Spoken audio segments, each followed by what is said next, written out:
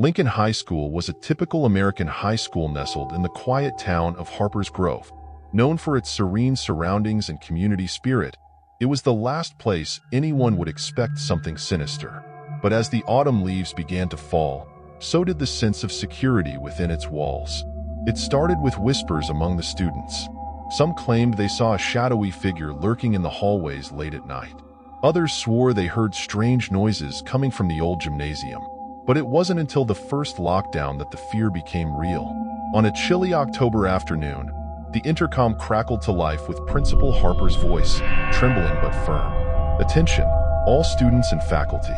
This is a lockdown. Please follow protocol and remain silent." The click of the intercom echoed through the now eerily silent hallways. In classroom 205, Miss Taylor tried to keep her students calm, but her eyes betrayed her fear. She ushered them into a corner, away from the windows, and turned off the lights.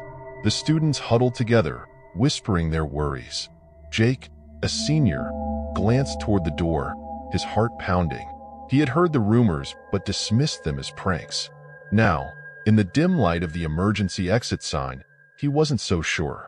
Suddenly, a loud thud echoed through the corridor. The students froze, their eyes wide with terror. Outside, the shadowy figure moved closer. Jake could see it through the small window in the door. It was tall, unnaturally thin, and seemed to flicker in and out of existence. The figure stopped right outside their classroom, and for a moment, everything went silent. Then, the doorknob began to turn. Miss Taylor motioned for the students to stay quiet, her eyes fixed on the door.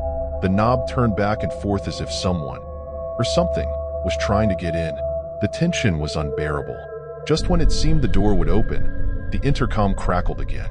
"Lockdown over. Repeat, lockdown over. Please resume your activities." The doorknob stopped turning. The shadowy figure faded away. Jake and his classmates remained huddled together, too shaken to move. Miss Taylor slowly stood up, her face pale. "All right, everyone," she said, her voice barely above a whisper. "Let's get back to our seats." But Jake knew they would never forget what they saw. The shadow in the halls was real, and it was only a matter of time before it returned. Chapter 2. The Silent Scream. Springfield Middle School had always been known for its strict discipline and high academic standards. The students were used to the occasional drill, but on a rainy November morning, a lockdown would change their lives forever. Mrs. Thompson's class was in the middle of a science experiment when the intercom buzzed. "Attention, students and faculty. We are now in lockdown. Please follow protocol." The students looked at each other, puzzled. This was no drill. Mrs. Thompson quickly ushered them into the storage closet, instructing them to remain silent. The small space was cramped, and the air grew thick with anxiety. As they waited in the darkness, a faint, distant scream echoed through the building. The students tensed, their eyes searching Mrs. Thompson's face for reassurance. But she was as scared as they were. The scream grew louder, more desperate, and then abruptly stopped. The silence that followed was deafening. Then, footsteps. Slow, deliberate, and getting closer. In the closet, Katie clung to her best friend, Sarah. She whispered, "What's happening?" "I don't know," Sarah replied, her voice trembling. "Just stay quiet." The footsteps stopped outside their classroom. The doorknob rattled, and then the door creaked open. Through the slats of the closet door, Katie could see a figure enter the room. It was a man, dressed in a janitor's uniform, but something was off. His movements were jerky, unnatural. He walked to the center of the room and stood still. Then, in a voice that sent chills down their spines, he began to speak. "You can't hide forever." Katie's heart raced. She looked at Mrs. Thompson, who motioned for them to remain silent. The man moved closer to the closet, his head tilting as if he could sense their presence. Suddenly, the intercom blared. "Lockdown over. Repeat, lockdown over." The man froze, then turned and walked out of the room. The students and Mrs. Thompson stayed in the closet for a few more minutes, too afraid to move. When they finally emerged, the classroom was empty, but the memory of the silent scream and the eerie janitor would haunt them forever. Chapter 3. The Lost Girl. At Riverview Elementary, Lockdowns were rare and usually just drills. But one December afternoon, a lockdown would reveal a chilling secret that had been buried for years. Mr. Stevens' fourth grade class was preparing for a holiday party when the intercom crackled. "Attention, all students and staff. This is a lockdown. Please follow protocol immediately." The children, sensing the seriousness in the principal's voice, quickly moved to the designated corner.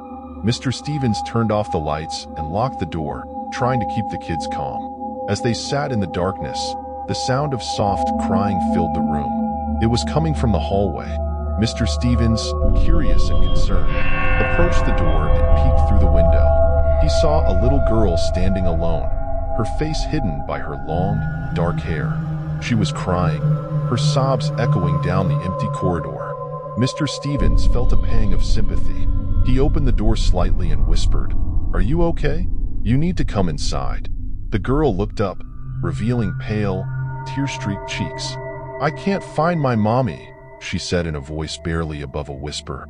Mr. Stevens glanced back at his students, then at the girl. He couldn't leave her out there alone. He opened the door wider and reached out his hand. "Come on, it's safe in here." The girl took a step forward, but before she could enter, the intercom blared. "Lockdown over. Repeat, lockdown over." Mr. Stevens blinked, and the girl was gone.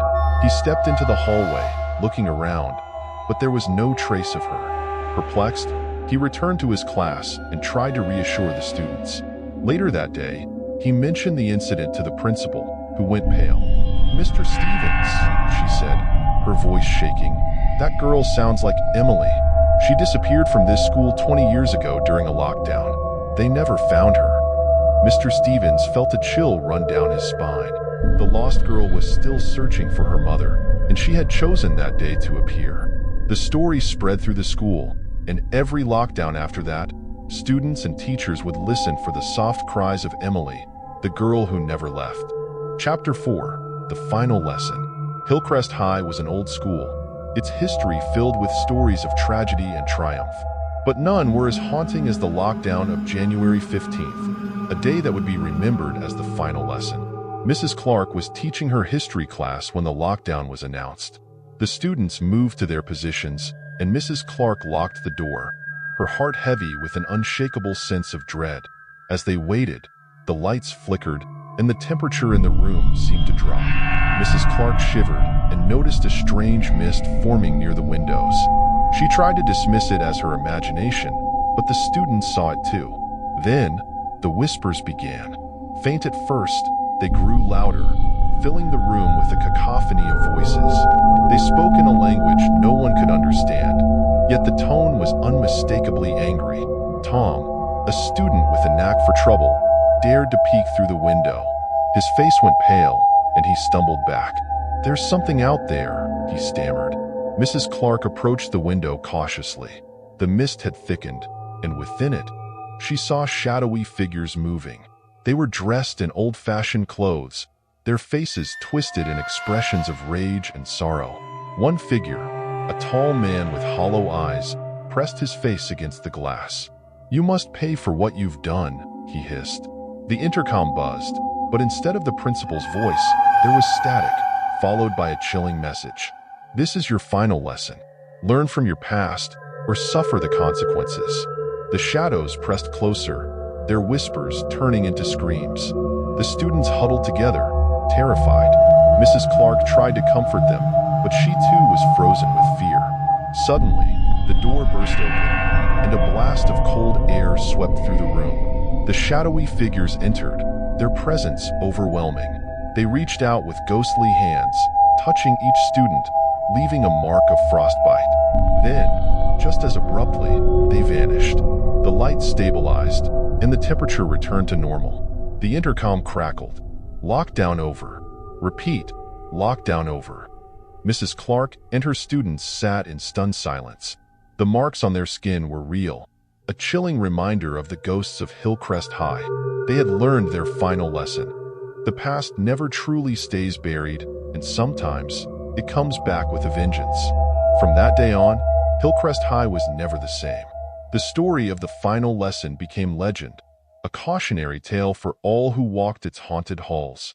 And every January 15th. Chapter 5. The Ghost in the Library. St. Mary's Academy was known for its beautiful architecture and rich history. Built in the late 1800s, the school had a library that housed ancient books and manuscripts. But among the treasures of knowledge, there was something far more sinister lurking in the shadows.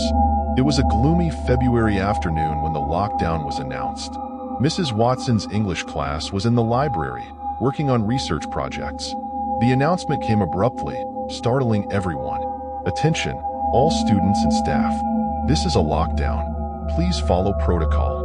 Mrs. Watson quickly gathered the students into a back room, away from the windows and doors.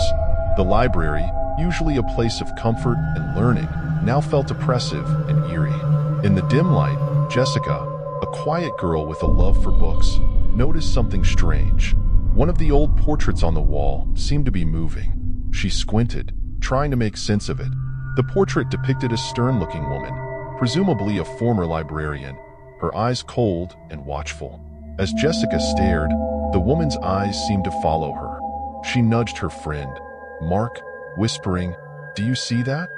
Mark looked up and froze. The eyes in the portrait were indeed moving, tracking their every move. He felt a chill run down his spine.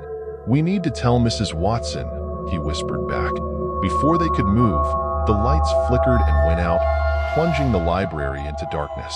The students huddled together, their breaths shallow and quick. Mrs. Watson tried to remain calm. "It's just a power outage. Stay close and stay quiet."